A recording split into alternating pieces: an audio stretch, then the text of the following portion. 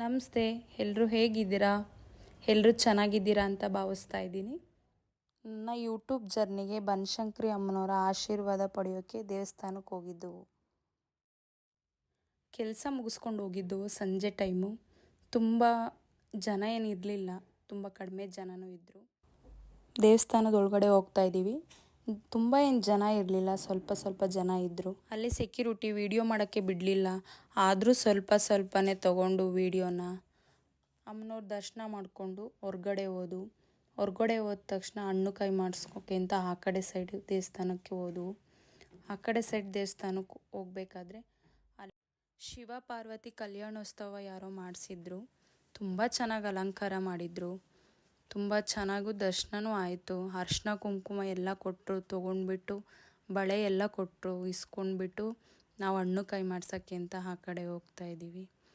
ತುಂಬಾ ಚೆನ್ನಾಗಿ ಮಾಡಿದರು ಅಲಂಕಾರ. ಮಾತ್ರ ತುಂಬಾ ಖುಷಿ ಆಗ್ತಿತ್ತು ನೋಡೋಕ್ಕೆ. ದೇವರಾಗಲಿ, ಮೂರ್ತಿ ಆಗಲಿ, ಸೀರೆನೂ ಅಷ್ಟೇ, ದೇವರಿಗೆ ಅಲಂಕಾರ ತುಂಬ ಚೆನ್ನಾಗಿ ಮಾಡಿದರು. ಎಲ್ಲ ನೋಡ್ಕೊಂಬಿಟ್ಟು ಹಣ್ಣು ಕಾಯಿ ಮಾಡ್ಸೋಕ್ಕೆ ಅಂತ ಈ ಕಡೆ ಬಂದು ಈ ಕಡೆ ಎಲ್ಲ ಹಣ್ಣು ಕಾಯಿ ಮಾಡಿಸ್ಕೊಂಡು ದೇವ್ರ ದರ್ಶನ ಎಲ್ಲ ಮಾಡಿಕೊಂಡು ಮಂಗಳಾರತಿ ಎಲ್ಲ ತೊಗೊಂಡ್ಬಿಟ್ಟು ಕುಂಕುಮ ಎಲ್ಲ ತೊಗೊಂಡು ನಾನಂತೂ ಅಂದ್ಕೊಂಡೇ ಇರಲಿಲ್ಲ ಈ ಥರ ದರ್ಶನ ಆಗುತ್ತೆ ಅಂತ. ಅರ್ಚಕರು ಕರೆದ್ಬಿಟ್ಟು ಹೂವು ಬಳೆ ಕೊಟ್ಟರು. ಆಮೇಲೆ ಸ್ವಲ್ಪ ಮುಂದೆ ಹೋದಾಗ ಅಲ್ಲಿ ಕಲ್ಲಿತ್ತು.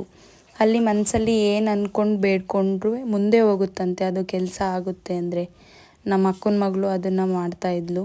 ಅದನ್ನು ಮುಗಿಸ್ಕೊಂಡ್ಬಿಟ್ಟು ನವಗ್ರಹ ದರ್ಶನ. ಈ ವಿಡಿಯೋ ಇಷ್ಟ ಆದಲ್ಲಿ ಕಮೆಂಟ್ ಮಾಡಿ, ಲೈಕ್ ಮಾಡಿ, ಶೇರ್ ಮಾಡಿ, ಸಬ್ಸ್ಕ್ರೈಬ್ ಮಾಡಿ, ಸಪೋರ್ಟ್ ಮಾಡಿ ಫ್ರೆಂಡ್ಸ್. ಲಾಸ್ಟಿಗೆ ಜೋಳ ತಿನ್ಕೊಂಬಿಟ್ಟು ಮನೆ ಕಡೆ ಬಂದು